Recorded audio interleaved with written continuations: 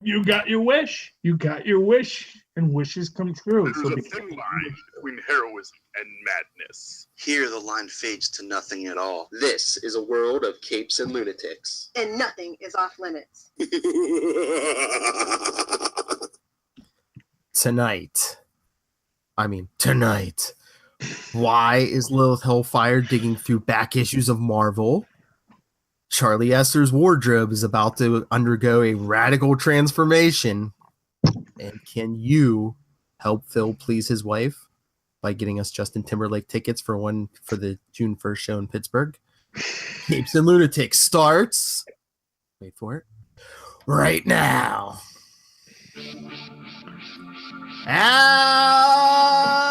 Hello and good evening. It's the Capes and Lunatics, and as you can tell, you're in for a wild ride.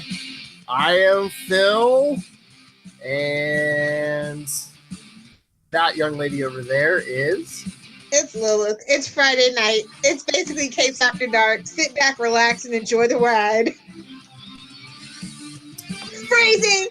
Weinstein told people that. And former male stripper. I wish. He got his professor title. Oh, you know what? You guys act like that's a shameful thing. No, it's not. No. Yeah, no. I mean, honestly, body is a beautiful thing. Well, in most cases. Well, here's what I'm going to say. Sexual plumage, if you will, sexual display is a different thing for a male, because a male for sexual display is about, I am a male. Please come to me, and I will do my dance to show you how desirable I am. And, well, my ding-a-ling. My ding-a-ling. Now I want Channing Tatum on the podcast. Both hands on my ding-a-ling. Those of you who will not sing, you must be playing with your own ding-a-ling. Now, if you didn't know... Thank you, Chuck Berry. You wrote... Well, you didn't write Johnny B. Good. That was somebody else. But you performed it, not Marty McFly. We all know that. You're at 14. That retcon is false. Marty McFly, you are not the inventor of rock and roll. It wasn't Chuck Berry either. It was that lady who sang Hound Dog. We all know that. What was her name? I don't know.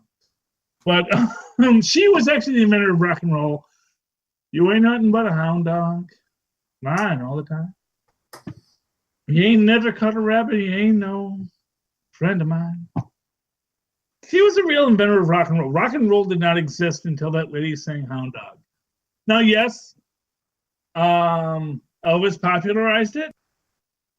All right, technical difficulties. I don't know what happened there.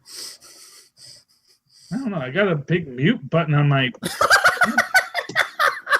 What is going on? Control room! Did you mute me? Just for 2 seconds. Can't breathe already. So this is what happens when you let Phil have power. He becomes a mad dictator, just like Dr. Doom. Absolute power corrupts absolutely. You'll know he'll be saying we call him Philip the Professor Perich. We talked a little Dr. Doom on Super Connectivity, where you should be listening. Charlie Esser says if any of you can either Photoshop his face on an image of Gwenpool or send him the Gwenpool costume, he will wear it as long as it covers his whole butt, he said. Well, I gave you the dimensions. Honestly, if you want to put someone to that I can't wear, I don't know what's the purpose of it. He will podcast right here live. It doesn't fit. You know? He said he promised he will podcast live here on YouTube where you can all see it and dressed in a Gwenpool costume. Just send it to us. Yeah, if someone will send me a Gwenpool costume, I'll wear it every freaking day. Thank you. I'm sorry, I don't understand what the complexity is of this. Gwenpool is awesome. Her costume is awesome. I would so wear her costume if I had a Gwenpool costume. That is just logic. That is logic at its base. I'm sorry. If you can Photoshop me into a Gwenpool picture, that's cute. That's lovely. I'd love it. That'd be fun. But yes, if you want to invest time and money into making me a costume, as I said, I'm 48 waist, 32 inseam. It doesn't really matter. But I do have very thick thighs, so keep that in mind on the shorts. Thick thighs. I'm not a fan of thongs, but I'll wear it if you insist. And that might be the easiest way to deal with the whole thigh issue. I'll be honest with you. I understand that. I want to say I'm about like a 58 chest. Haven't really measured my chest in a while. I've lost a lot of weight, so it's hard to tell. But yeah, you know what? But I don't mind wearing baggy. And my head is big. I'm going to be honest with you. It's definitely at least 10 gallons. You wear an XO on the hat, but you know what? Do what you can do, and I'm going to try it on, man. I'm going to see how far we can get with it. Just, cut it big. That's what I'm saying. Cut it big because I'm big. Okay, Phil, I get it. You don't want to talk about fashion. I get it, Phil. Some people don't want to be beautiful. I didn't say a word. I'm not one of them. No, you did. I threw it out there. We know who makes the sounds, Phil. We know who makes sounds. I don't know. Who does the I'm trying sound? to help with this whole promotion you're trying to put forward about me dressed as Gwenpool. I'm doing my part. And Phil was like, okay, that's enough of that. See, like I said, mad dictator. He is Victor Von Doom all over again. There's worse villains to be. You could be Kite Man. Well, of course. You could be any villain and be less than Dr. Doom. Dr. Doom was cool because, yes, he was petty and vindictive, but he owned it. He owned it. He's like, I don't care. Yes, I'm petty and vindictive. I want to be smarter than Reed Richards. He was to quote Philip Perich, because I will give credit where it's due, he was the Sheldon Cooper of comic books. There you go. I said it. Okay, Phil, what are we talking about tonight? Because we're going all off the rails already. And you're not controlling this at all. I know. This is your podcast. When I go off the rails on my podcast, Phil, that's fine. That's my podcast. That's super connectivity. I can go nuts as much as I want. Yours and mine. There's no I in podcast. Yeah, there's no I. I podcast. Podcasting. Except in Apple. Except in Apple. Well, they're turning away from that I branding too, though. That's yeah, Charlie. How do you like those apples? Oh, we came up with a new catchphrase. Don't buck us and don't bend us, right? Don't buck and don't bend us. Yes, there you go. Oh, God. Don't buck and don't bend us. Bend us. Oh boy. Yeah, well, Bendis. That's right. Honestly, his fans are gonna fight us. Fight us, Bendai. Fight us, what I'm gonna say is that, as we discussed, I believe that Bendis was the man who brought back Superman's underpants or overpants. So they're not underpants; they're overpants. So don't say Bendis isn't doing anything at DC. He brought back the underpants. Something nobody wanted, nobody cared about. Just like I cared, Lilith. I cared. Just like Bendis at DC is just like a teenage Charlie Esther. He brought back the underpants. Can we dare call him Captain Underpants then? Is that his new name? Bendis or Charlie? Overpants, not underpants. They're not underpants. They're overpants. Okay, there's a difference. And here's what I'm going to say about that. Okay, because I do want to make a point about the overpants issue. Give me a minute. I don't think what the point was. So here's the thing. No. Okay. Moving on. Moving on. Give you a minute. Yeah, you're like Kramer. Your minutes are like hours. Yes. All right. TV. Let's get to TV. I watched that X-Files episode. What did you think? I mean, it's great to have an old creator back, and he does do comedy well. But as somebody who Mandela effect, like I don't know, like it was really goofy. I don't know. It was too goofy. I think. It was like you don't know if that guy was from an alternate reality or just crazy. Yeah. But it was funny, like he told them this guy said, I mean, he said okay. He was Mulder and Scully's old partner. There were supposedly 3 of them, but like I don't know. I did like that scene he said the last case they did together where the alien lands and gets on his hoverboard and gives them the book, the answers to everything. And Mulder's like, no, the X-Files are over. He's like, it's like Sasquatch. He's like, no, and he's on the ground like, no. It was funny, but it just I don't know. It just kind of rubbed me the wrong way. So this was a comedy episode. Yeah, by one of the original like writers from X-Files. Well, Classic X-Files. Because of course, if you say to one of the old writers, "Hey, you want to do an episode for a new show?" They say, "Hey, yeah, I'll write an episode for your new episode. Let me write that up right now." Because obviously, if you're from the old series and they want you on the new series for a money grab, you're going to do it because, well, you're gonna take exactly 1/8 of your ass, not a half ass, not a quarter ass, but an eighth of an ass. You're gonna take your eighth of an ass and you're gonna put it on your keyboard and say, "Write something." And new X-Files is poop. It's just, I don't know. And then they said that Jillian might not be back. I hope she's not, because she's done fantastic work other places that I really enjoy her work. She was great. She was great as Lucy in American Gods. She was great in Hannibal. She had a show, what is that show that's on Netflix, but it's from the UK? It's a detective one. I can't think right now. It's with that guy from 50 Shades of Grey. I can't think of it, but it's really good. Okay, you lost me at 50 Shades of Grey because I don't know anyone in that. Like actively, he's the guy from 50 Shades of Grey. Once Upon a Time. He was the huntsman / sheriff in present day.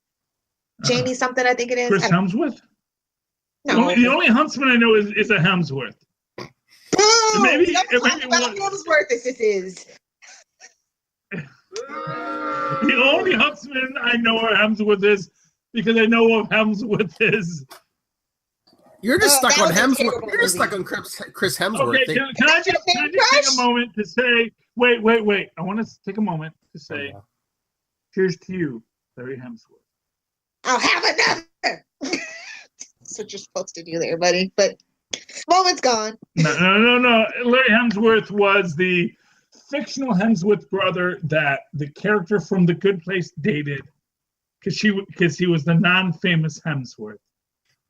And you'd have to watch The Good Place. Oh, and, yeah. Is that the one with Kristen Bell and Ted Danson? Ted, I have no idea who Kristen Bell is, but Ted Danson's in it. What? The star of the show is Kristen. Oh, Kristen Bell fans, get him. No. Get him. Okay, no. The greatest Veronica Mars. Thank you, Philip. Thank you. Okay, the greatest compliment you can give to an actor is to not know their name, because you only know the part they play. I know Ted Danson, unfortunately, is. See, here's what you know. Ted Danson, worst actor on the show, because I know his name. So Ted Danson, that's Ted Danson. He's doing that character. Sometimes you want to go. Hey, sometimes you want to go where everyone knows your name. And, exactly. And they're always glad. And that's why they cast Ted Danson, because we all know Ted Danson. He's great.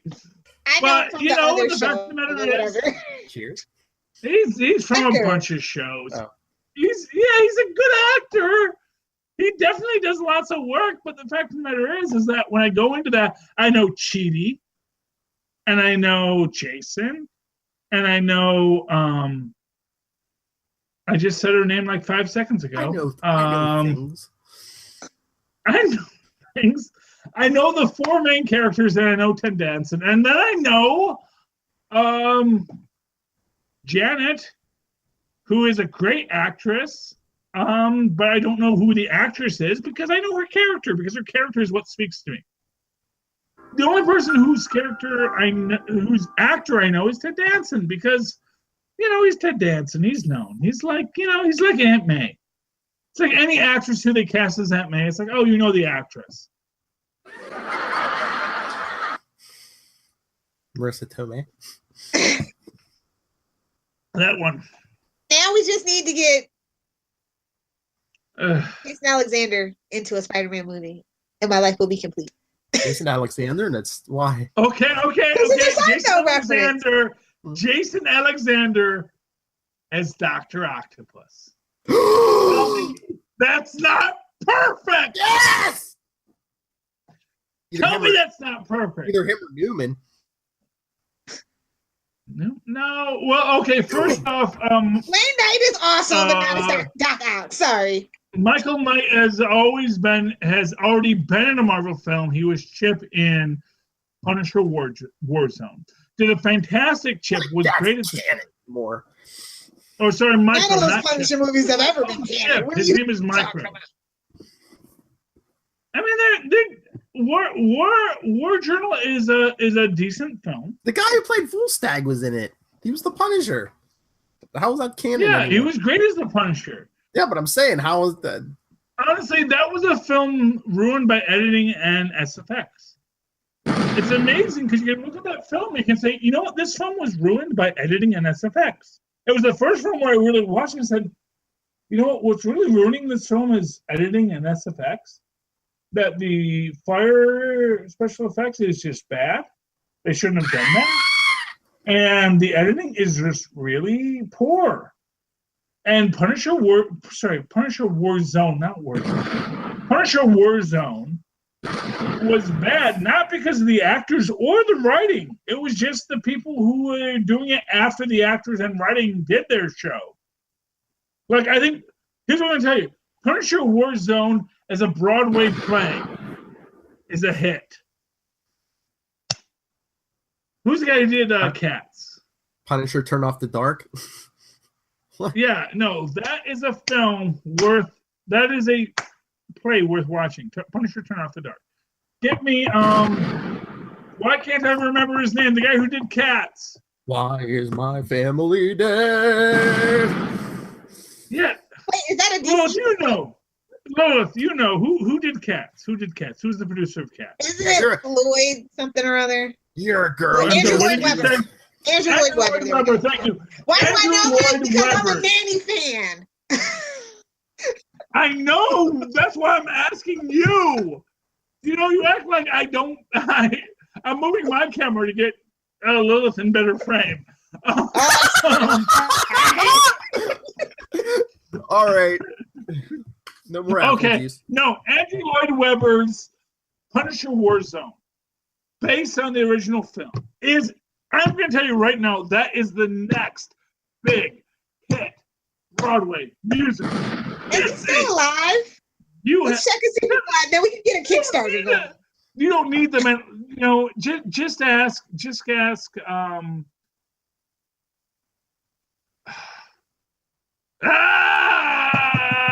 Guy who did The Shining. The apple juice has hit dangerous levels.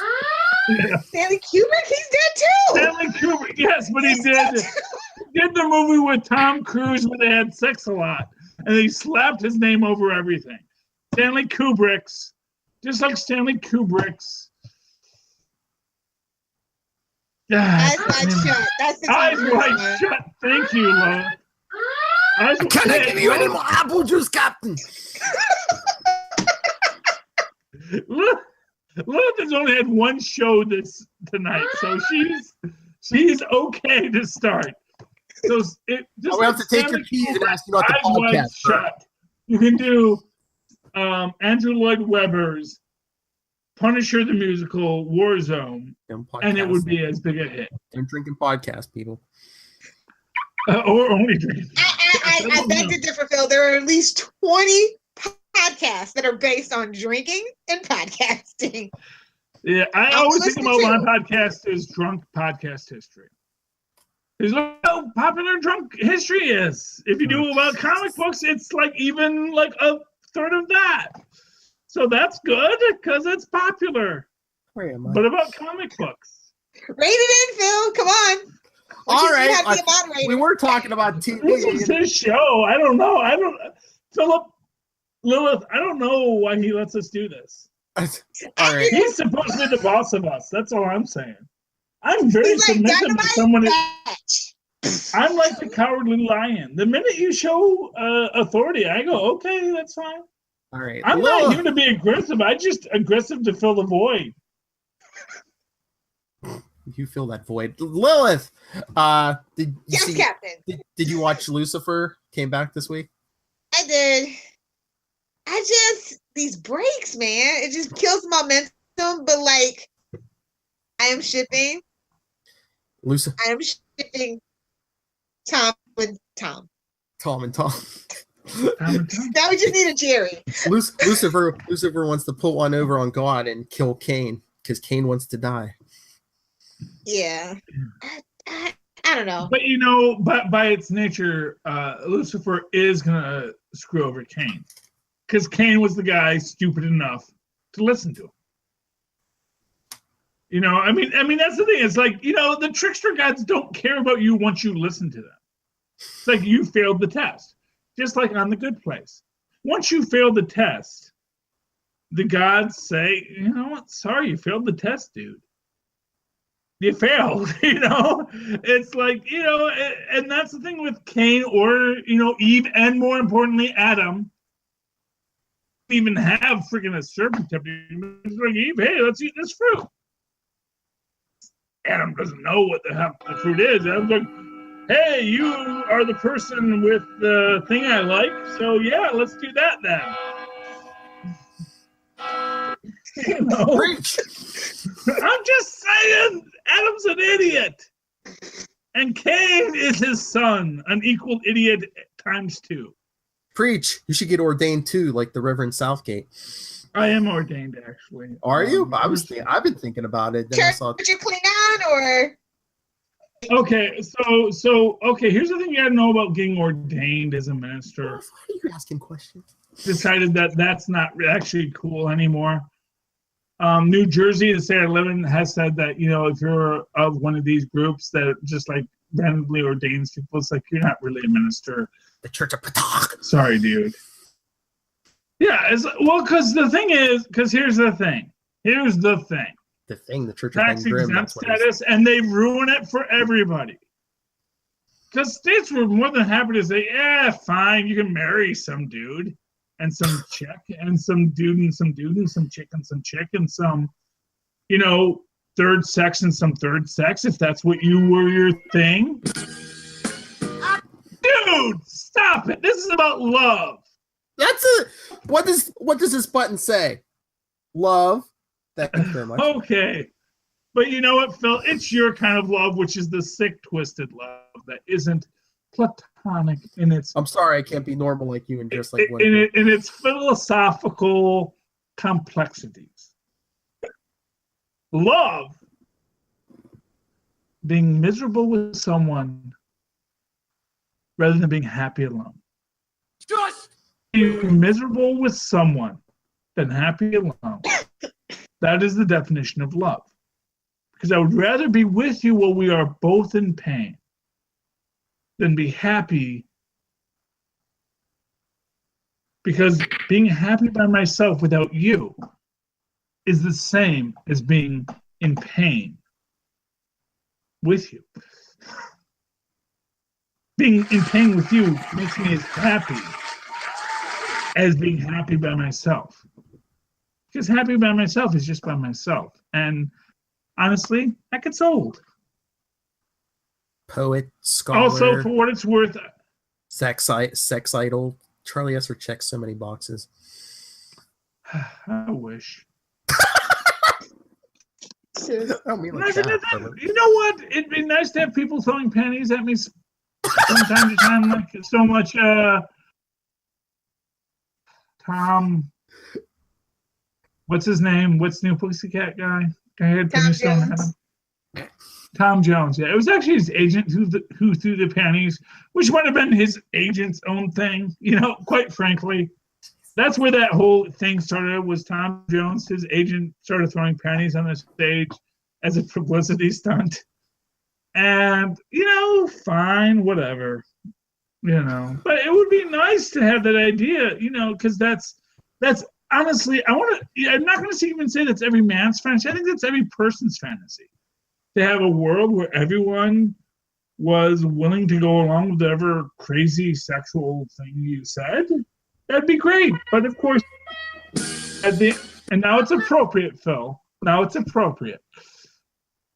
Thank you. But the thing is that only goes so far because that is, of course, dial PIP for service, the classic Twilight Zone of which The Good Place, which I love, is based on. Although they're not giving any royalties to the Sterling estate. So Sterling estate. You know, this idea that if you could just have whatever you wanted, that'd be great. It falls apart once you actually get what you want. You realize that, you know what? This isn't as good as I wanted it because now it's too easy. What's attractive is the fact that it is difficult, that there is a process, that I must woo a woman. You must woo a woman or you must woo a man. If you are a woman or you are a man and want to woo someone. You must woo the other person to actually acquire what it is you want from them. And that is a complex process. Even for people like Lilith who thinks, hey, I just show up and I everyone just falls before me. No, Lilith, you do a lot of work to get that. You think it's easy because it's what you're doing anyway, but truthfully, for many people, that's a lot of work. You don't even realize it, but that's okay. Lilith is awesome. We all know it. Oh, thank you. You are awesome. You know, I've just given up on TV, to be honest, Phil. Okay. Like, I Let's can't get back stand to the Flash. Arrow's done. Like, I Black Lightning was okay, but it's more. It seems like it's gonna be more about his kids than him. And I'm here for Black Lightning. Okay, let's jump into that. Okay, Charlie, did you see episode 2 of Black Lightning? There was an episode 2? Yeah, the second week there's an episode 2. It's not canceled yet. It's actually pretty highly rated. But I mean, it's the CW. I mean, it's the CW, and he is an older. I mean, he's an older guy, and the CW likes to focus on the young and pretty people. So, I mean, was it said from day one that eventually it's going to be about the daughters for a good chunk of it? I don't. I mean, nobody's hyped for the daughters. Like, that's the one complaint that I've noticed. Like, everybody wants to. They're like, wait, it's episode 2, and we don't have the origin of how he became Black Light. Like, people are really invested in Crest, and they really don't in the wife. That's what I've noticed the trend on social media these last 2 weeks. Yeah, so. Because you know what it is, Lilith? Because they wrote a bunch of episodes based on the idea of what they thought people wanted to see. And then much like Gotham. Feminism. No, not hashtag Gotham, Philip. They wrote something for nerds that they thought nerds wanted, which was the origin of the Bullock Gordon story. And then they got, I guess everyone actually really wants to see a teenage Batman doing things with Alfred. Okay. He's getting slapped around by Alfred. Gotham is a hot. Whatever it is you DC fans want, that's what they're giving. I wanted Bullock and Gordon. That's all I wanted. But I am not the target demographic. I understand that. Actually, you are. Okay. The thing that happened with Gotham is that Sound Cube doing with what, with Gordon and Bullock? Yes. Are we doing slash fiction? Hey, that's my fave. I'm gonna say the queen of slash fic here. Pretty much. But I mean, Gotham's a hot mess. I mean, they announced it's coming back March 1st, but I mean, they recast. We're going to be on our third actress for Poison Ivy. They said they just recast Scarecrow, I think, because the original actor had something to do. So it's turning into Pretty Little Liars, and that's not a compliment. Has it outlived its usefulness? I mean, like I said, yes, let it die before the merger's official. We're going to be on our third actress for Poison Ivy. Second one for Scarecrow. Bruce Wayne's going to have a mustache, even though he's still supposed to be a kid. Wait, what now? What? Yeah. I haven't seen this trailer. Bruce Wayne has a No, mustache. I was exaggerating, Charlie. This is what's called exaggeration. Puberty is a hell of a Yeah, drug. but I don't know that if I haven't seen it yet, Philip. So if you say, yes, he has a mustache, now I'm like, no. really? No, he doesn't have a mustache. He's I'm just got saying. the Gordon stash. I'm just saying puberty hit and it hit. See, but that's the point, is that it's like if he had a Gordon mustache, I wouldn't necessarily question it in show. Oh, Gordon would be like, oh, that looks pretty cool. I should try that. Exactly. Because everything should be derived from Batman in the Gotham universe. I'm just saying they should have kept with the original idea, which is that Bruce Wayne is in the first episode as the crying kid, and then we never see that kid again for 20 years. That would have been a good show. We should have done GC freaking PD. Because not for nothing, it solves the Alfred problem of why a black hat,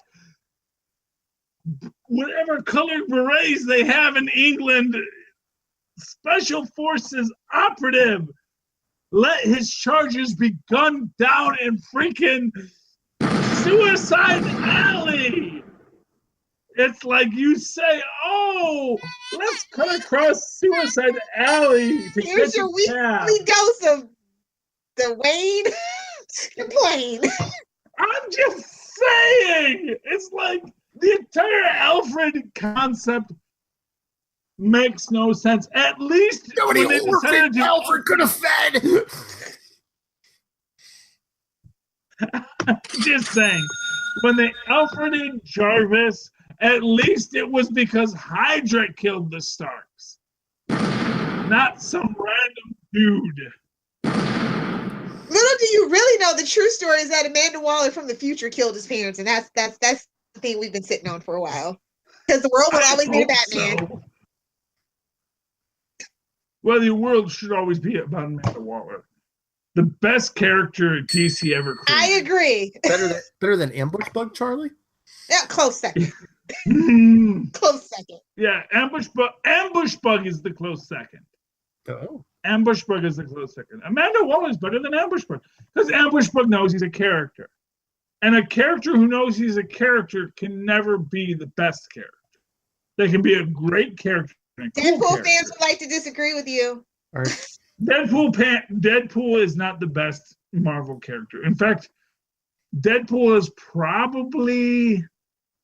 Nerds, get ready at Charlie Esser. I'm going to say fourth or fifth. Because he knows he's a fictional character. Because Charlie doesn't want to dress like him.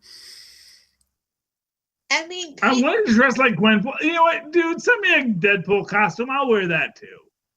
Or Deadpool me with Photoshop. That's fine. I'm not going to object to it. I prefer pink. It's a much more vibrant color and symbolizes the blood of Christ on white linens. So pink is a boy's color because it symbolizes the blood of Christ, the blood spilled for your sins. Thank you very much. As a Catholic, I needed to point that out. Blue is the color of the Virgin Mary because blue is pure like water. And blue is purity. I'm not pure, but I will die for you with my blood, which is thicker than the water of the moon. What would you think about Black Lightning, Philip?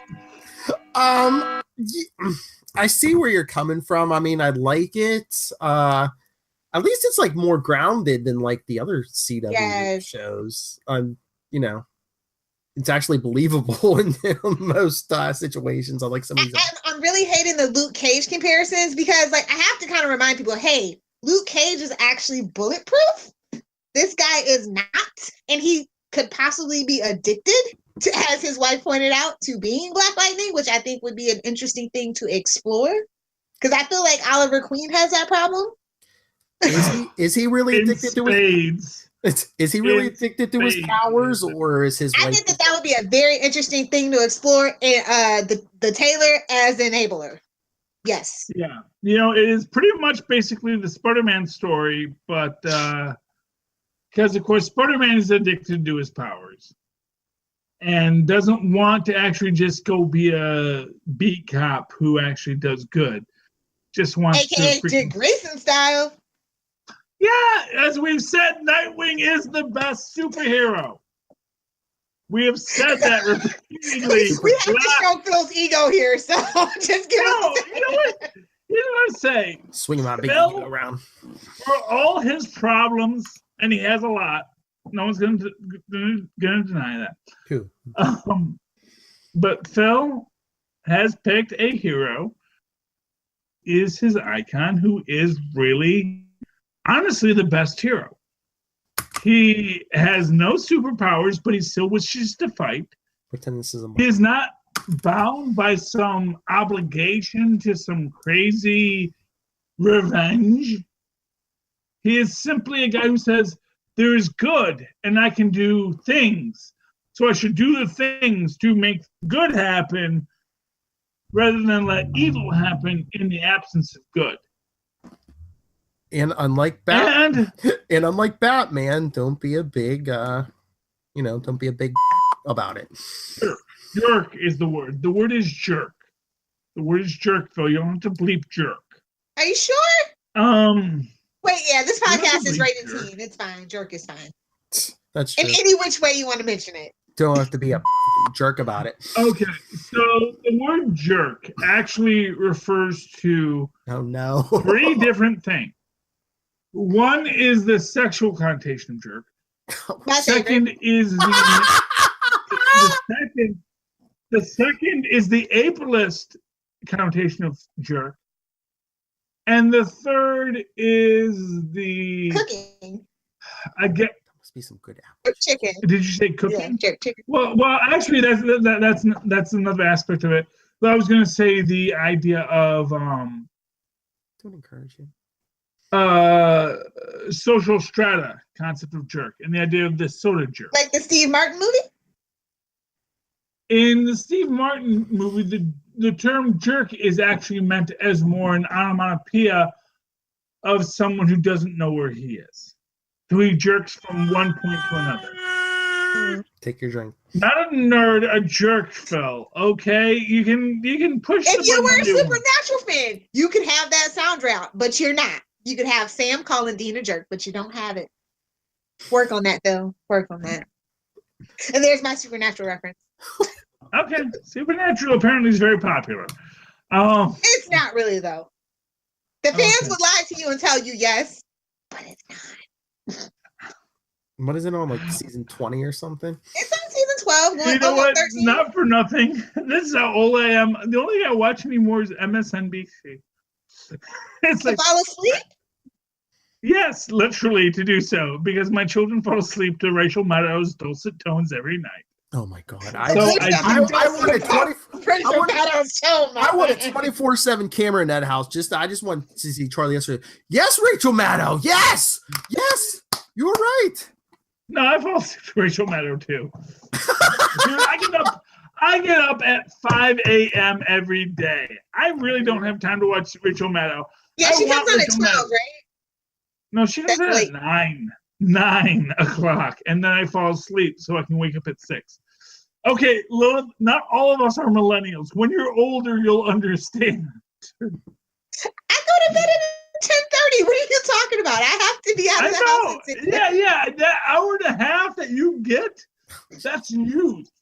Enjoy it. Please enjoy it. I continue. As an old man, I can say, please enjoy the extra hour and a half you get every night that many of us don't anymore. Oh. Yeah, the only reason that alarm goes off, Phil, is when I have to pee. So there we go. When you wake up because you have to pee at a time you don't want to wake up, that is when you know you're old.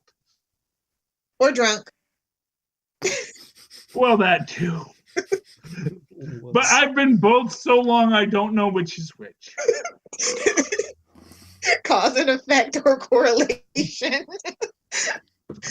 Oh, anyway, No matter if it's all correlation. So did Did you watch Supergirl? Since Ty's not here, did you watch Supergirl this week? Yes, I did. She went up to Fort Ross with what's her face? Live Wire and they fill in with the mental powers or whatever, and I don't know. They were trying. Isn't Live Wire from the cartoon? Yeah, Live Wire universe? originated in the cartoon. Yeah. That's such a cartoon character. You know, it's a cartoon character because it sounds like it was created in the 60s. No, seriously, I want to know what happened to Maxwell Lord in universe. Like, I don't know. We haven't even seen Morgan Edge in the last couple episodes. I don't know. like the big overarching villains and stuff that are like true to the Supergirl lore. I just like the Lex Luthors of it, and Lena or whatever. I was not impressed with, so it's just kind of like. Wait, Maxwell I guess Lord he did is not still want in to the go. story? No, not since season 1. Little Last I heard, he had a cell with no toilet to make him more evil. Damn DC universe. Put you in a plexiglass cylinder. Shit, sorry. Mark down the time so I can edit that one. Bill, you must have a time note there. And technically, I said shit. I did not pronounce the T because I don't think I could pronounce T's right now. So anyway, poop makes you evil. Well, the joke is, Phil, that you poop in the corner and it's a circular cell. You see how that works? It's a circular cell. Go poop in the corner. Guys, I get it. Because there is no corner in the circular cell. Because it's the DC universe, and the DC universe is by its nature evil. That's why the Squadron Sinister was evil when they appeared. Because every DC character is by its nature evil in its origin. Thank you for playing. You know what? I'm starting to agree with you. But the Flash this week? Yes. He's not evil. I think it would be way more awesome if he actually did straight up murder somebody. Oliver did it for like 3.5 seasons. All right. Did you hear the big Iris theory online, Lilith?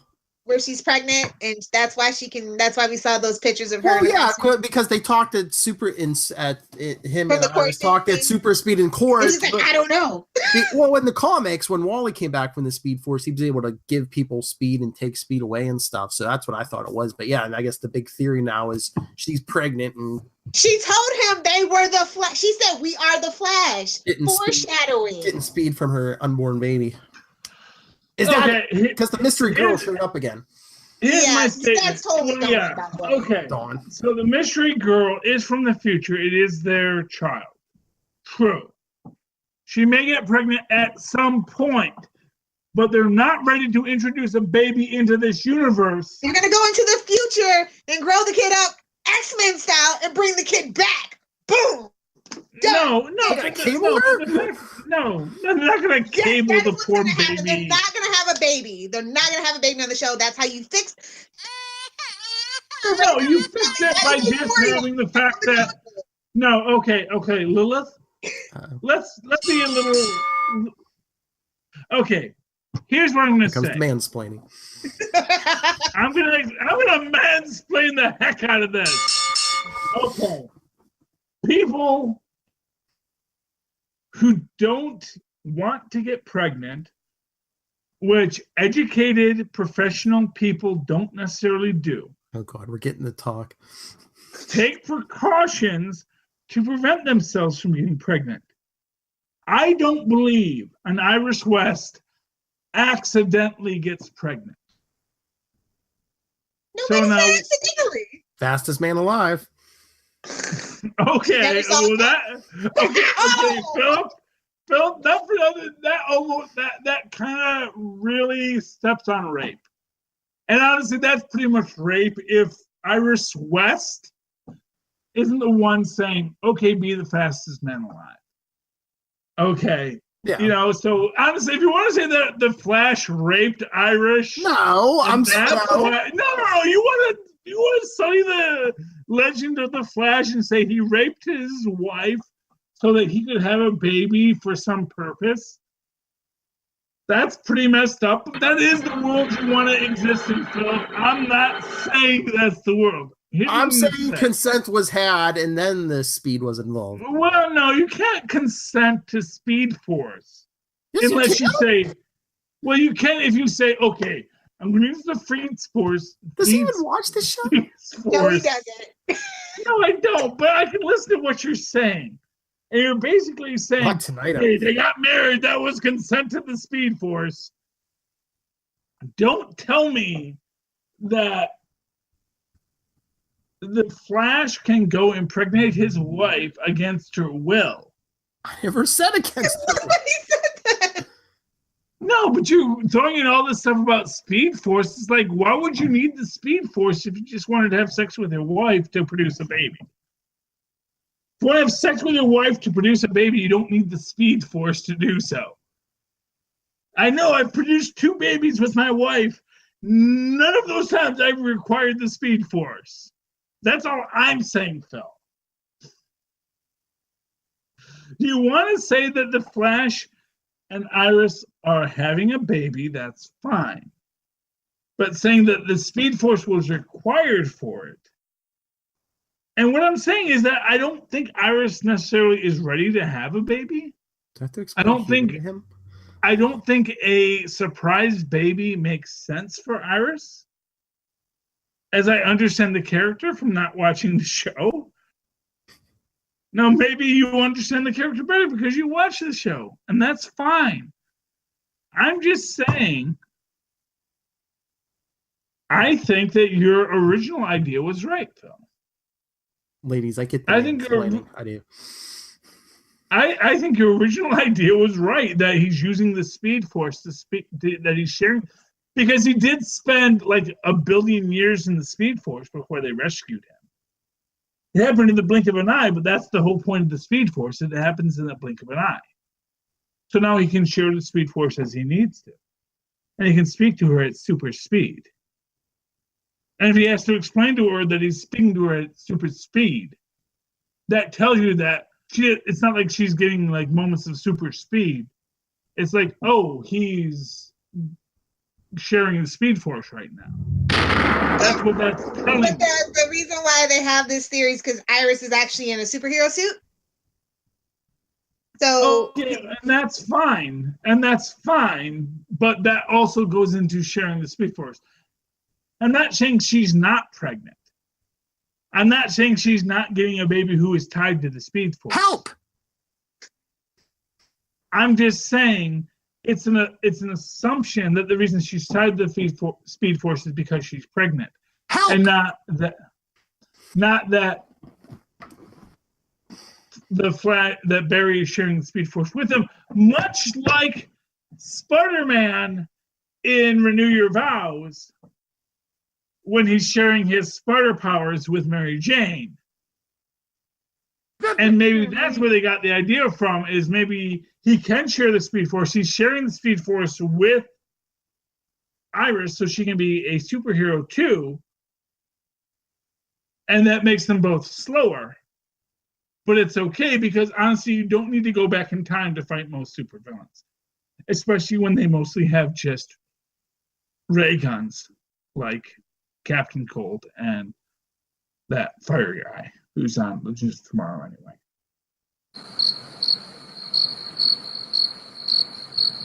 Hate me all you want, nerds. Fight me, nerds. Hashtag fight me, nerds. It's not yours anymore, Philip. It's not yours anymore, Lilith. I've stolen it. I know. The minute I saw it about Back to the Future, I'm like, he's run with it. It's gone. It's in the ether. Here's the thing, Lilith. You can't create a hashtag and expect it to not go into the ether. You can't expect that to not be in the ether. It's like hashtag me too. Nobody watches this show. I thought it was going to be my thing and my thing alone. You know what? Well, nothing that is good is ever your thing alone. I wish I created something that was good that was my thing alone, but no one has that. The only people who ever had that was Stan Lee and Thomas Edison. And they stole it from other people. I was going to say, wait a minute. So, I mean, that's the thing. It's like someone steals something, and that's what makes them great. I didn't steal it. It's not like I'm like saying, "Hey, I'm the guy who created Fight Me Nerds." No, I'm saying, "No, Lilith Hellfire created Fight Me Nerds." That's No, I didn't create Fight Me Nerds. That's been a long thing from forever ago. But okay, so there you go. It's not even the person I got it from. It was in the ether before I got it. I took it and I put it in the ether again.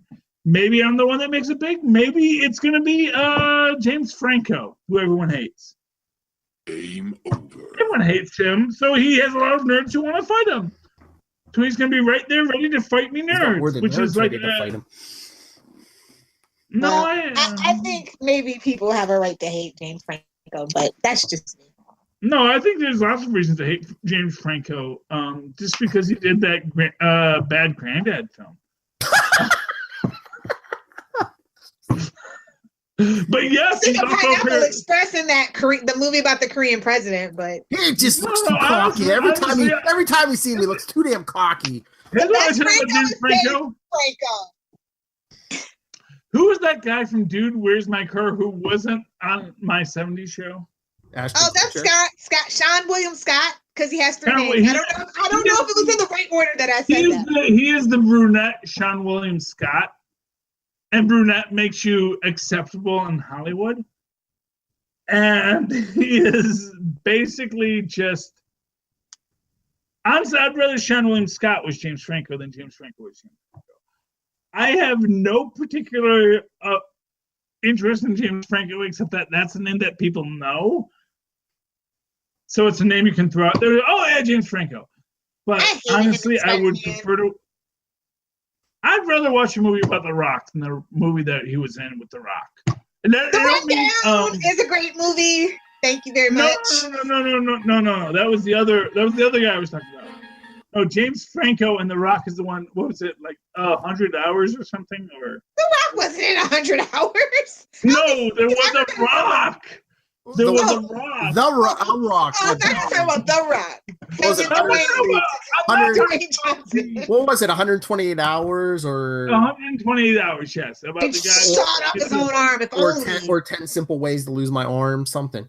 It was nonsense, and it was James Franco, and it was stupid. Oy vey. The Rock was the better actor in that.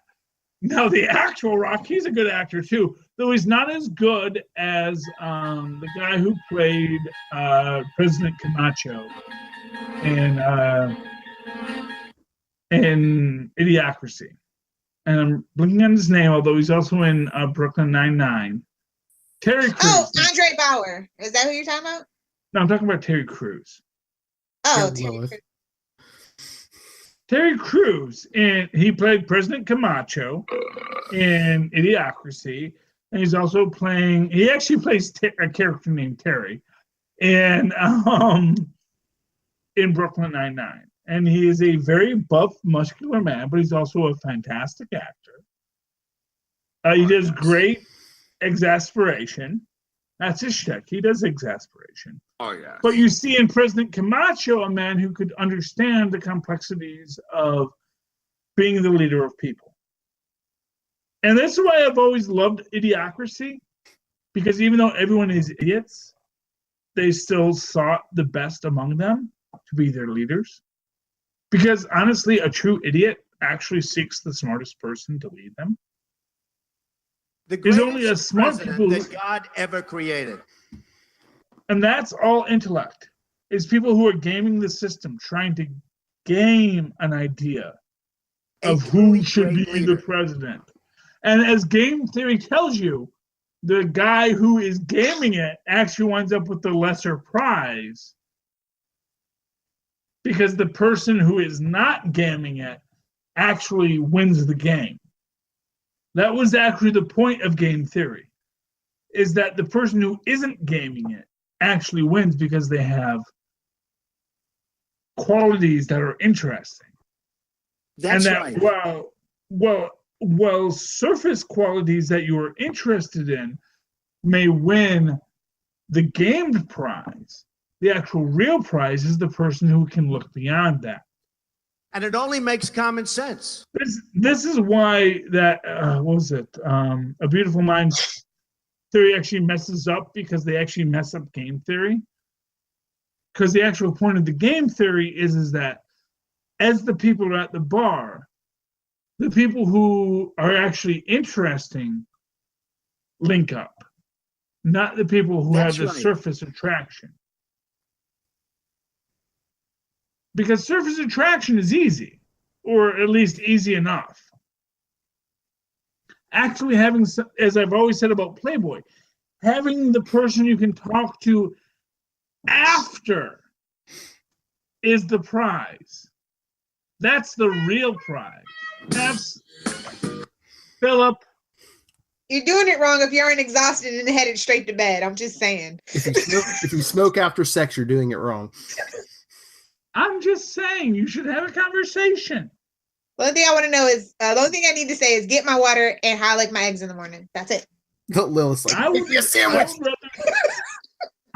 I would rather say, so what do you think about the situation in North Korea? To me, that's an interesting conversation. 5 seconds after That's 5 seconds after Lilith's done with her boyfriend, she's like, "You're not at Taco Bell yet?" Yeah, Cherry Chongas. See, what I will say is that aspect I can do, as the great George Burns once said, that I can do on my own. I don't need someone to do that. I don't need someone to get to that place. Wrong. If I can win the dance contest with you, I'd rather do that and get $50 for winning the dance contest than doing the other thing, which, quite frankly, I can do myself. I don't need your help for that. That's all done. That's all done. I want someone that's going to stimulate me in a way that makes this worth its while. Because no relationship is worthwhile if you wouldn't rather be miserable with them than happy alone. Ooh, Because he you'll did be the in super jail. connectivity thing. I think. I'm doing it, man. Yeah, I did that last episode because I do that every freaking hour on the hour. The point of a happy relationship is you have to be more happy, miserable with someone than alone by yourself. Because you can all be happy. Because here's the thing. You can always be happy alone. There is a panoply of substances that can make you happy, from lasagna to beer. Now, I included lasagna in there. Lasagna makes me really happy. Okay, Give Garfield. me a nice big... Philip, if I put lasagna in front of you right now, would you not be happy? Would you not be happy with lasagna? I guess I'm podcasting, but yeah, I guess so. Okay, or pizza, or sausages, or some other concoction of spice and fat and meat and whatever that gets put before you. Yes. Plain toast, Bob. Is plain toast the thing that makes you happy? Are you Elwood Blues? Do you want just plain, dry, white toast? That's fine. There are things that make you happy. There are many things that make us happy. But a person makes us happy when we are miserable. And that is the point of human interaction. Boo, human interaction. Except for misanthropes like Lilith. Exactly. Did you read any good comic books this week? I read two. They were both good. Lilith, did you read Doomsday Clock? I know you were down on it. I did. I mean, the price is just, can we just talk about the price? Like, really, I don't think it's worth the price. There, I said it. Well, did you see they're pushing it back now to Yeah, every other every month 2 now? months. Yeah, every month. How much are they charging for Doomsday? It's $6. Wait, I'm sorry, $5.99? No, $4.99. It's $4.99? Yep, that's what it says. Oh, she's getting One one of the sick one. variant covers is $6 then. Oh, Yeah, well, she some of us aren't fancy and get to every cover. I don't get every cover. I just get the cover that I like now. I used to get like 2 or 3 as variants until they started doing 20 variants for every issue. Ugh, don't even get me started on that. Yeah, well, it's because it's suckers, you know? I mean, you can buy them all if you just pay for the digital. for like $2.99. Sure, pay for the digital. Now that's a sucker's game. Well, fair enough. We all admit to some felonies every now and then. I'm kidding. I support my comic book artists and writers. Thank you very much. Anyway, yeah, $6.90.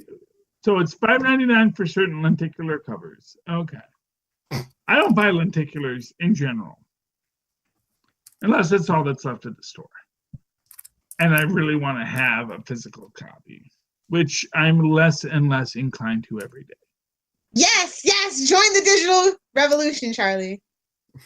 You know what the problem is I'm a very nice guy, and I know the guy runs a comic store. The Cult of Lilith is all digital. Well, it's like I want to be all digital, but I know there's a guy who's reliant on my spending money at it. That's where you go buy your merch. Your T-shirts and your knickknacks. I don't have enough. Okay, Lilith, understand something. Dogs are cheaper than children. And while I know that you love your dogs, I will guarantee you spend much less on them than I do on my children. How much did your last doctor's visit cost? Because I'll tell you how much our last vet bill cost. I don't go to doctors. He doesn't take his children to the doctor. Don't even take us. No, my children go to doctors. My children go to doctors. I have insurance for that. But the fact of the matter is honestly, my kids go basically once a year. Do your dogs grow out of clothes every couple months, Lilith? The little one does. Thank you very much. Oh my God, you're one of those ones that dresses your dogs every day. My boyfriend did it. It wasn't even me. He did it. Okay, so that's his money.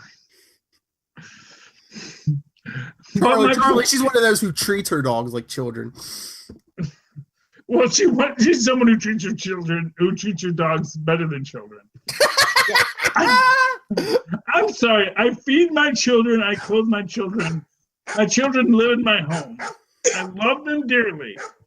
But the fact of the matter is, quite frankly, once they started talking and walking and using the potty, it's like, okay, now you're a separate being.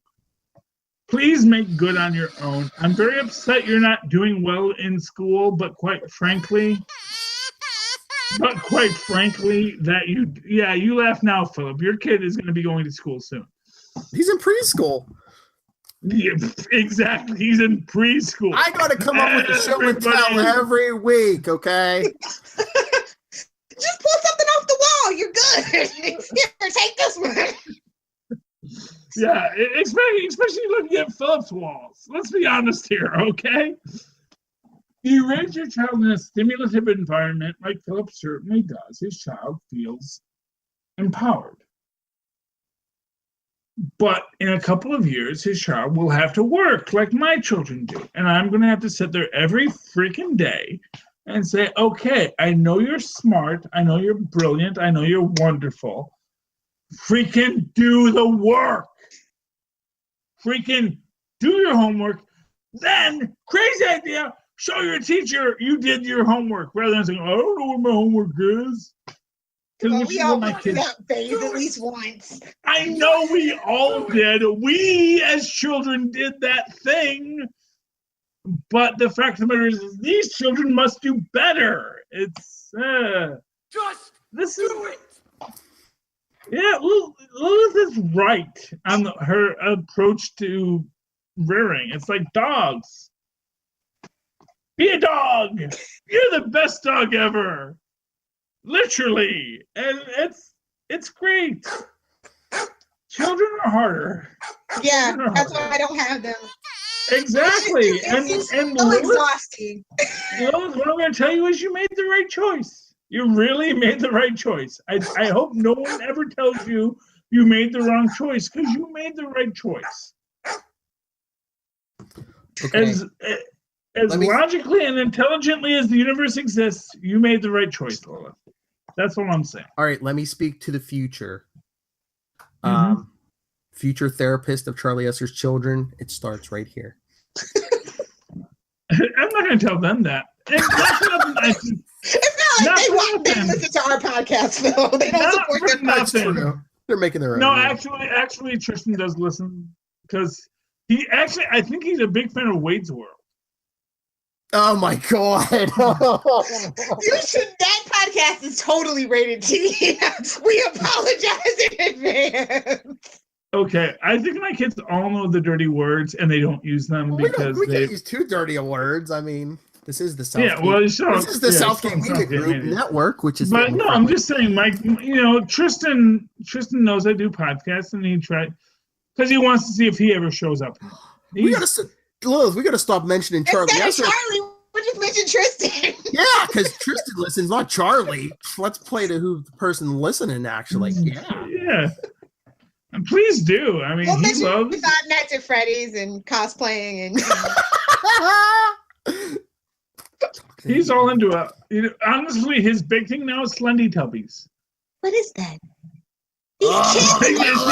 See, that's how old you are, Lilith. I saw something called an LL Surprise, and I'm like, isn't this just a Kinder Egg? Like, am I imagining things? Hey Lilith, welcome to the other side of 30. I know. I don't even make it. I can't. Kids today, man. I don't know what they're up to. The Slendy I'd say Tubby. kids today. Oh, welcome to the other side of 30. She's been saying kids today for a little while, Phil. So the Slendy Tubbies, as I understand it, is a zombie apocalypse idea based in the Teletubbies universe, centered around Tubby Custard, where Tubby Custard infects all the Tubbies with slendiness in some way. Like Slenderman, or just like No. Well, okay. So Slenderman didn't properly do his copyrights, so anyone can be Slendy now. okay. Yeah, the guy who created Slenderman, which is honestly not that interesting. I mean, honestly, you ever want to talk about a character built by other people than the creator? Slenderman is pretty much it. Because the Marble Hornets built Slenderman. There was no Slenderman before the Marble Hornets. Honestly, who actually created an actual thing was freaking Candle Cove. Candle Cove is an actual. Here's a mythos that is interesting and complex and detailed, created by its creator, put out to the world. Slenderman is he's just a monster. And monsters are owned by everyone. Candle Cove is pretty cool. Haven't watched Channel Zero yet. I watched the first episode. Everyone watched the first episode of Candle Cove, and it's decent. It's cool, but it's honestly, I think if I was younger reading Candle Cove fiction, I probably would be more into Candle Cove fiction. That's not what I grew up on. But it's a much stronger brand to put it all the money. Candle Cove is a stronger brand than Slenderman because Slenderman is too easily manipulated. It's like a fidget spinner. Anyone can make a fidget spinner. Everybody had them. We got a Batman. Anyone can make a fidget spinner. You don't need the patent or the thing to make a fidget spinner because fidget spinners aren't unique. And Slenderman isn't unique. Slenderman isn't a particularly unique character. He is a dozen other characters layered on top of each other to create a character. He is basically the Dark City. So here's who Slenderman is. Slenderman is Dark City, not the alt-right Dark City that freaking Jim. Oh, who made a Dark City reference that got him in trouble recently because other people got all Dark City on him? I'm forgetting his name, but it's one of the three guys we talk about. Zub Wade or the third guy, Zdarsky. It's not about me. I'm a messenger. Oh, shut up. Okay, so there's Dark City, No. which is great. Stars the guy who played Riff Raff in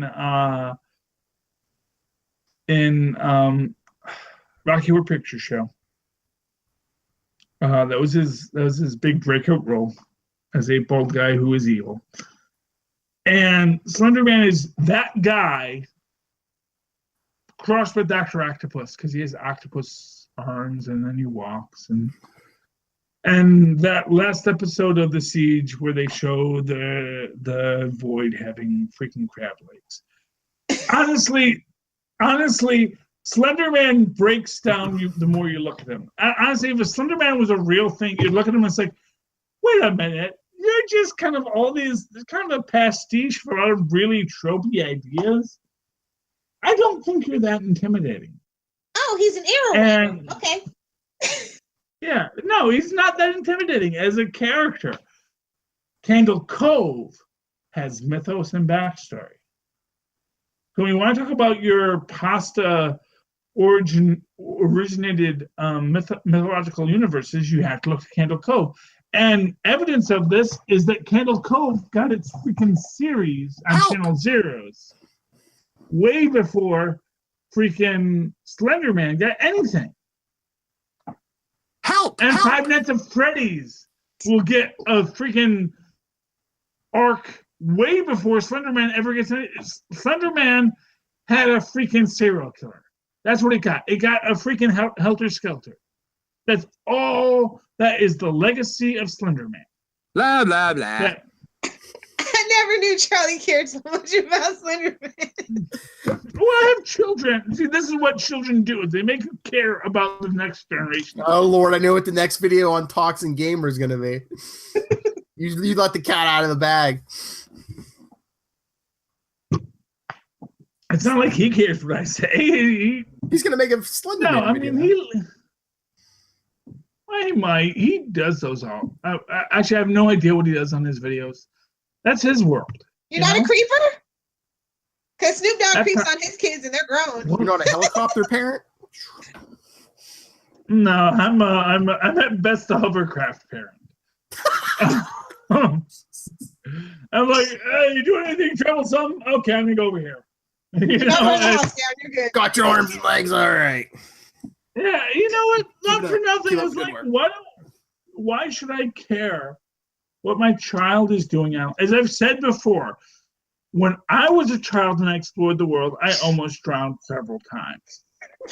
As my children are exploring the world, they're doing it on a freaking iPad or Kindle in our case, because we're not fancy like those iPad people. Well, that's why you should Android products. I have Android products. I have my The wife. tabs are pretty sweet. I'm sure they are. Their phones are fantastic. Honestly, I don't know. I honestly don't know why anyone uses Apple in the world. No, I mean, if you're a professional creative, I do understand why people gravitate to Apple. It's really. I do. I understand it. It's just I'm not gonna pay that. I'll take your word for that. As a creative who has been paid for his creativity, and I know you have as well. But I will say that I have never. Right now, I'm working on an Apple computer, and it is annoying as heck that the way their scroll mouse works, whether it's up or down to do up or down. Well, like Logic Pro X, which is Apple proprietary, is actually pretty fantastic. And I will say that the Adobe products do perform better on Apple products than they do on PC-based products. So. As a person who doesn't do a lot of pictorial work, my work is purely font based. I do understand that other approaches are better, but like for me as a font guy, I'm like I really have no idea what the allure of Apple is. But that's me. And I'm not my kids, because all my kids ever talk about is I really want a Mac or an Apple. So it's like, okay, you kids want that stuff. As soon as I have money to do that, we will do that. And then you'll see it. I mean, I think the beauty of it is actually the simplicity. Everything. If you live in an Apple only environment, the simplicity of connection of everything is nice. Yeah, everything Okay. goes to all your devices. Yeah. This podcast is not sponsored by Apple, but hey, I'm open to it. I have iPhones as well as Samsungs. See, I think I am probably way too old to know the joy of Apple. My grandma's got one. My grandma's an iPad, yeah. Yeah, well, if that's what you start with, I think that's probably good. It's all point and click now. Who cares? Yeah, well, honestly, I like go to like 3. You know, here's the thing: like going back to MSNBC and the dulcet tones of Rachel Maddow to also sleep. You know, it's this idea that, like, for me, it's like there's only like 4 places I go online and on my electronics. It's like I go to Facebook. There's the one porn site. I'm sorry, the 2 porn sites. There are 2. Lilith can tell you how to navigate that porn. No, I'm sure that an Apple will get me there just as easily as a Mac, as a Google or Microsoft product will do. I have no doubt that I can get there on an iPhone as easily as I do on my Samsung. My thing with Samsung is I can do 2 things at once. That's like to me that's the real selling point of Samsung. Yeah, snap your windows together. It's got great processing power. Yeah. Yeah, no, Samsung is pretty cool that I can get a phone call while I'm watching porn. And as I'm told, I can't do that on an Apple. That I can either pick to watch porn. Bill, can you test that theory out for us? Oh yeah, right now. If you have an iPhone, yeah, go ahead. We'll try and call you while you're watching porn. We'll see, or watching YouTube. Well, yeah, nothing works with YouTube. YouTube shut down unless you pay that $10. It does not run as a background app at all. Anyway, Phil, come on, buddy. When I'm on YouTube. All I watch is Charlie. Listen back theories on the morning. We tried to stop you. I swear. I don't know why you invite me on this podcast. Were we supposed to talk about anything tonight? I don't know. Best comic book. Best. What is going on in Gotham Garage? Okay. Important point to make. Marvel 2-in-1. Yes. Makes a real important point about my fan theory about Avengers because it's all connected. Because in Marvel 2-in-1, Johnny Storm makes 2 really important points. Point 1, he is the heir to the Fantastic Four company and its products and its ideas. Actually, I'm sorry, there's 3 actually. 2, the Fantastic Four comic book still exists and says exactly what Johnny and Ben are trying to research, which is that Reed and Sue are in another dimension waiting to be found. And 3, Johnny doesn't like the fact that that's the reality. And what does that tell us, kids? It tells us that the comic book universe still exists. It's telling stories that the characters in the stories don't like, even though they actually own the rights to the stories, which says that Valerie Vector is none other than Gwenpool because she is the superhero trying to tell them, you're fictional. If you could understand that, we can move forward. And that's why I didn't talk about it in super connectivity, because that's the super connection that's really important. That Johnny is upset that even though he says he owns the rights, he says, they're still making a Fantastic Four comic book, and they're off another dimension, and we're doing this, which is actually weirdly actually what we're doing. So think about that for a moment. What he says that they say they're doing in the comic books is exactly what they're doing. If you want a bigger evidence that Valerie Vector is Gwenpool, just the fact that she made it so that what's in the comic books is matching reality in the Marvel Universe, without anyone actually saying, here's what we're doing. It's crazy. Oh, yes. That was what I didn't get to talk about on Super Connectivity. Because I think we were talking about boob armor for like an hour and a half. Well, Yes. speaking of boob armor, no, I'm kidding. I read a really interesting book. It's issue number 1. It's an image book. It's called Dissonance, and it's by the art is by Sammy Basiri, who did Power Girl and Witchblade. So kind of boob window. That's my thing. So Wait. Power Girl, was it Power Girl versus Witchblade or Power Girl and Witchblade? it was Power Girl and Witchblade. So they Well, team no, up to fight. Power Girl, and then he did the Witchblade series. Yeah, Okay. So they 2 team up separate to books, fight. but he did the art on both of those. Oh, he did a Power Girl story and a Witchblade story. Okay, I can go along with that.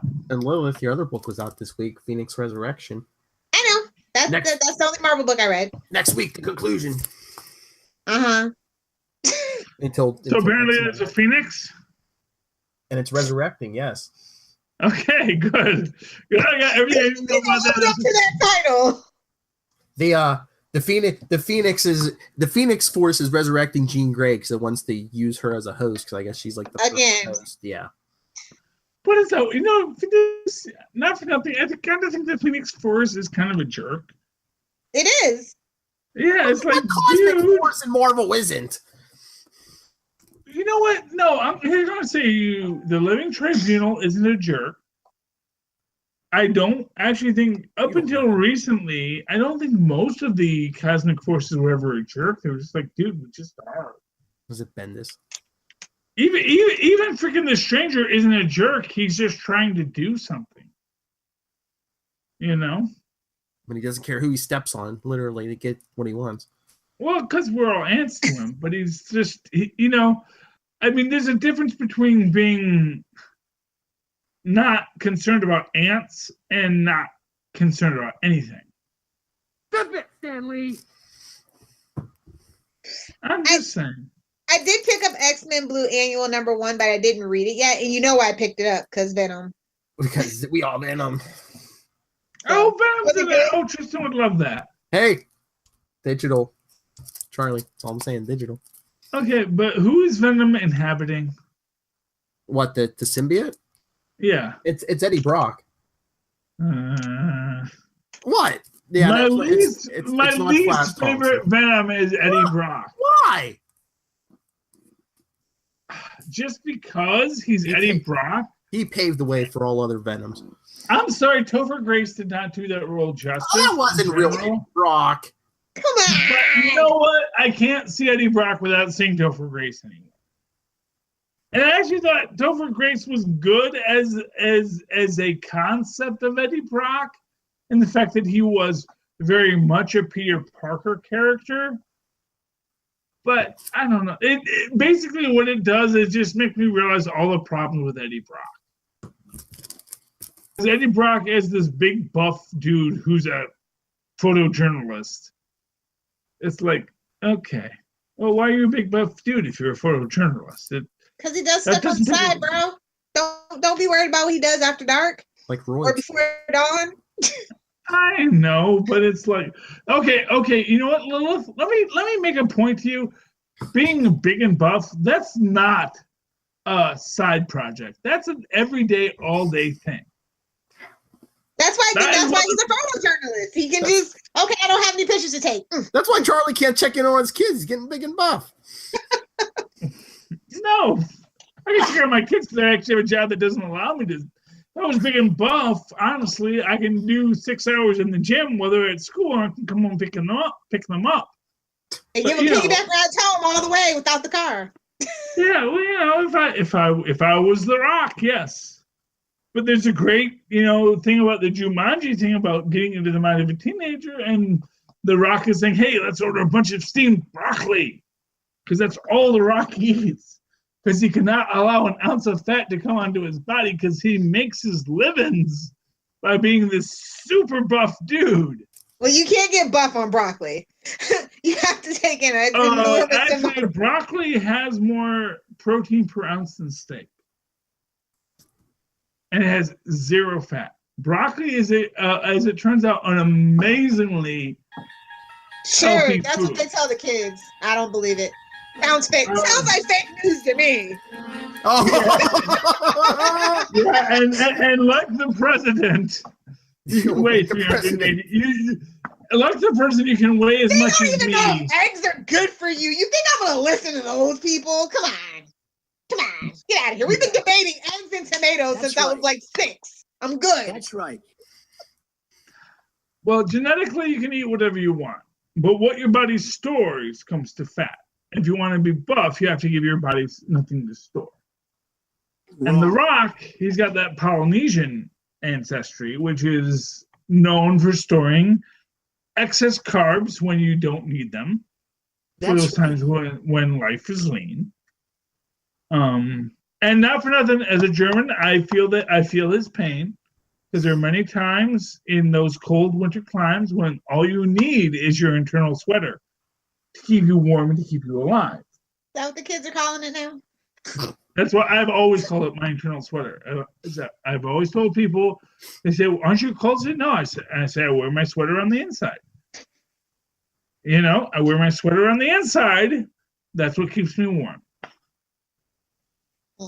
But the point is that if you want to be big and buff like The Rock, it takes days and days of constant exercise and effort and limited diet and awareness of what you're eating and drinking.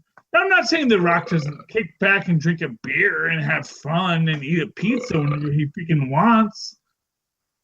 But the fact of the matter is, I am certain that The Rock also makes sure he goes to the gym every day, because that's how he makes his livings. Because that's how he makes his livings.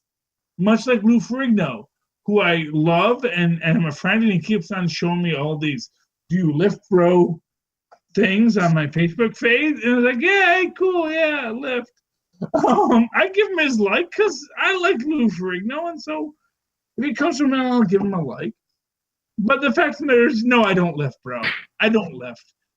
I lift my children. That's all I lift. I lift a box in my house. That's about as much as I'm ever going to lift. Because I don't have time to be a guy who lifts things for a living. The Rock lifts people via the suplex every day of his life. He's going to suplex you in the ring, or he's going to suplex you in a movie. But that's what he does. That's his job. And he makes sure he can always do it. I'm not The Rock. Well, he's getting ready to run for president, so maybe he can have a pizza and not work out. Oh, you got to get Oprah first. Oprah's so 2006. Like, no. First off, to quote Lex Luthor, do you have any idea how much power I have to give up to be president? Donald didn't. No, he didn't. Lex Luthor, of course, Lex Luthor was like Donald Trump in the fact that he never really expected to be president. He wasn't aware that, oh my God, people are that stupid. But okay. Or more for the kids' speed, he's President Garrison from South Park. Oh, that's a South Park thing. I don't. Yeah, I know that's a thing they do with the gay puppet guy. Which honestly, I don't know. I've never stopped feeling he was offensive. He always felt offensive. If Big Gay Al was the president in their thing, and he was the arch conservative, because there are arch conservative gay people. Oh, Jesus Christ. Not for nothing. No, not for nothing. If you can be gay and be an arch conservative because you're a conservative and these are the things you believe. It's not bound up in a religious, moral sexuality. which is why I predicting it right now. Mark my words. Hashtag mark my words. Susan Collins is the president 2020. You have no idea what I'm talking about. That's okay. Susan Collins is a Republican from Maine who has spearheaded the Common Sense Caucus. And one thing about Americans is we love common sense. Because it's not that common, and most people who use it in that way. Oh, no, I'm just going to let go. Exactly. It's the Tea Party all over again. It is the March can't come Party. soon enough. Lilith, it's the Tea Party, but with actual tea. That's the difference. It's the Tea Party that is, let us have some tea and have a party. I will. And that is the Susan Collins. That is the way that Susan Collins is going to ride into the White House in 2020. I don't care who. Cory Booker, I love you. You're not going to beat Susan Collins. Susan Collins, with the I'm just kind of woman from New England who wants to drink my tea, to have a party, and find a middle ground among all people. Well, you let me know how it works out. I'm not gonna have to worry about it after March.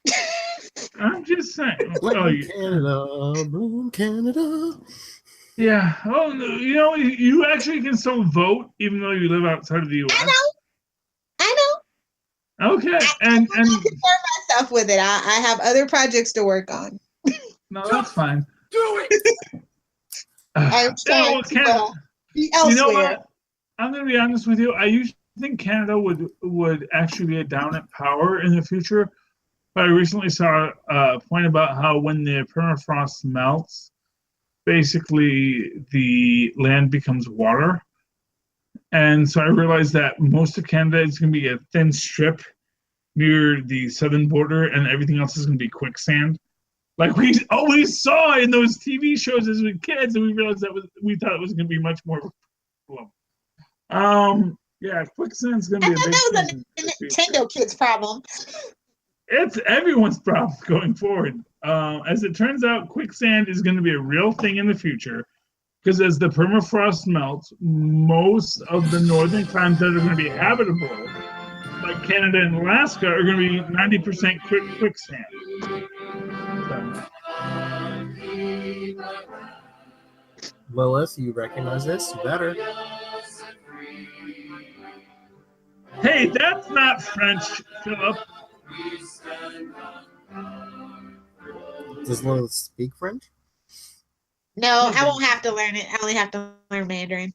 Je m'adore la fromage. Boo! Who takes French in high school? Everybody takes Spanish where I'm from. Sorry, buddy. Ben's been asking me why Leif Erikson Day isn't a holiday in America. And the only answer I have is because Americans are racist. And we'd rather celebrate Columbus Day than Leif Erikson Day. Does he want to celebrate Thanksgiving in October too? Jeez. Who wouldn't? Honestly, who wouldn't? That's right. Honestly, Thanksgiving with its 2 freaking day holiday they don't even get to celebrate in most companies. That's the thing about for the wrong company. Well, certainly, yeah. I mean, media people, they get to do whatever the heck they want. They can take a week off in December. Like they were going to high school or something, and just, we're going to take a winter break now. I used to work for those companies. It was beautiful, but it was also ridiculous. Speaking of bad politicians, Lilith, did you watch Arrow? No, I didn't, but I have to watch the episode when Roy comes back, because I firmly believe that's the episode that Willa Howland leaves permanently from the Arrowverse. Okay, Lilith, no one actually leaves from something unless they are either fired or died. It's not true, especially not on a CW show. I beg to differ, sir. Well, no, what I'm going to say is someone may leave and not come back, but that does not mean they actually left permanently. No, she's leaving permanently. Burn. I can almost guarantee you. Okay. It's about a 95% certainty. All I'm saying is Shelley Long showed up on the last season of Cheers. That's all I'm saying. Okay? Well, that was also a different time and a different climate where people put up with a lot more, especially women. I'm just saying. And this is the CW. That's the Berlantiverse, and I'll just leave it at that. So good for her, and I wish her all the best. She's always gonna be crazy Agnes from Gossip Girl to me. So that's the episode that I'm watching. Is when Ray comes back. Miss Diggle's new suit. I don't care about Diggle. It basically looks the same, just with some like red stripes on it. Now, or what? Is he ready, or is he still Spartan? No, it's basically the same outfit, but there's some patches of red and same helmet, same. You know what's weird is you said Ms. Diggle. I heard Ms. Frizzle. Have you seen the new school bus? Is that out yet? I hear it exists. I don't watch children's shows. My children watch children's shows. So I'm aware of I would have to spend time with my children to see this stuff. No, well, honestly, here are the things my children like. SpongeBob, huge. Oh, zombies. I feel so bad for you for that SpongeBob. Well, okay, I can't with that show. The thing about SpongeBob is this is what I realized. So there have been a couple of points in my life where I realized I do not know the trends of society. One was when they announced the plan for Survivor. And I said, that sounds funny. I liked it better when it's called Gilligan's Island. And the second was when SpongeBob came out. I said, that'll never be. Both became huge hits. Both I had no piece of. Ben loves SpongeBob. They both love Gumball. Gumball is like the Amazing World of Gumball. And you know what? Here's what I'll say about the Amazing World of Gumball. It's basically Muppet Babies, but with a darker plot. It's like the dark Muppet Did Babies. you see Muppet Babies is coming back and they got rid of Skeeter and they put some new girl in there? What? I saw it was coming back, but I didn't see Is Howie Mandel in it? If Howie Mandel's not involved, I don't want a part of it. Nobody wants a part of Muppet Babies, period. Even Howie Mandel basically as Scooter, Skeeter, and Animal was the heart of Muppet Babies. I never knew he did Muppet Babies. And I watched Muppet Babies a lot. Howie Mandel was Scooter, Skeeter, and Animal. I don't know who did. I want to say it was Marsh who did Kermit. I don't know who did Piggy, but let's just say Tara Strong just for fun because she does everyone. I'm pretty sure it's but I know that Howie he probably is. Tara Strong is amazing, and honestly, if they say Tara Strong is doing one of the characters in Muppet Babies, I'll watch it. I really lost faith in the babies concept with the Looney Tune babies because that was bad. Yeah, we were discussing that not too long ago. But Ben loves the Looney Tune babies because Ben loves babies. I'm like, dude, you love babies too much. You really have to move He's like, that's the point that we might have to have an intervention. When you like Looney Tune babies. That's Ben. I love him. God. All right, are we done? Yes, definitely. Shameless plugs. Honestly, Philip, I thought we were done like an hour ago, but you know. We can tell, yeah. All right, Charlie Esser, if you're looking for your Gwenpool outfit, if people want to talk to you, if people want tips on weightlifting or parenting, where can they get a hold of you? Screen capture here. Yeah, the one where I'm holding katanas. It's okay, there we go. You could be holding katanas. Oh my god. Okay, that's your screen capture. You can always find me on the Facebook at Superconnectivity, which is superconnectivityblog@gmail.com. That's superconnectivityblog, all one word, @gmail.com. And of course, find me on the Twitters at Charlie Esser. That's CharlieEsser. ESSER. Look for the 2 E's in the middle for quality. Okay, mock me all you want. So I don't even know. I'm not saying a word. Lilith. I don't know. I thought he did that fine. I actually gave my tags. You're like, oh, Charlie, he's a big old drunk. Don't listen to him. It's like, whatever, Phil. I'm doing this show because you wanted to do shows. I don't know, man. Do you want me here? You want me to go away? No. We love our Charlie. You make me feel bad sometimes, Phil. That's what I'm saying. Like, emotionally, you hurt me. It's like, oh, Charlie, he's a big drunk. Let's all laugh at him. That's like, dude, I know who I am. Hey. I'm not hiding who I am, but at least be nice to me while I'm giving my tags. Hey, I love you. I don't call you a drunk any more than I call Lilith a drunk. No, but you do. But for our YouTube followers, you know how. No. If you listen to Wade, if you listen to Wade's World, you would know I call her a drunk all the time. Yeah, great to know that. Ask Tristan. Tristan. She has love. But so you YouTube followers know how Phil really feels. You podcast listeners just know how he's talks. So you podcast listeners think we have this great relationship. You YouTube listeners know. Oh, yes. So you podcast listeners, go over to YouTube, click that bell, find out the truth of the dark relationship between me and Phil. See? That's how you do cross promotion. Click that bell. Well, how are you doing? You guys can just fight me, nerds. Just, tag me in your hashtag fight me nerds at Lilith Hellfire or at Adventures in FG. And I just want to remind you guys to go ahead and head over to SouthgateMediaGroup.com and click on some links to help keep this podcast network afloat because bandwidth is not cheap. And if you want to tell me how horrible I am, you could email me nightwingpdp@gmail.com, on Twitter. Wait, let me write that down. After how many episodes? Okay.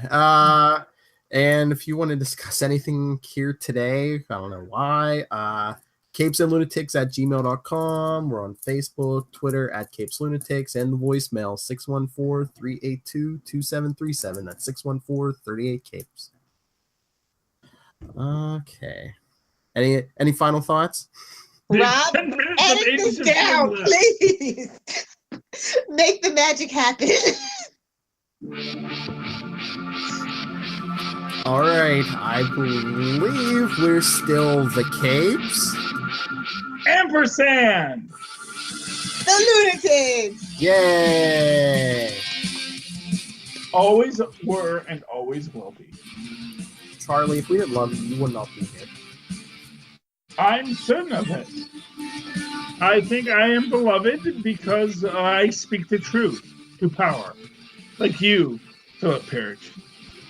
Most powerful man in Southgate Media, aside from our beloved founder.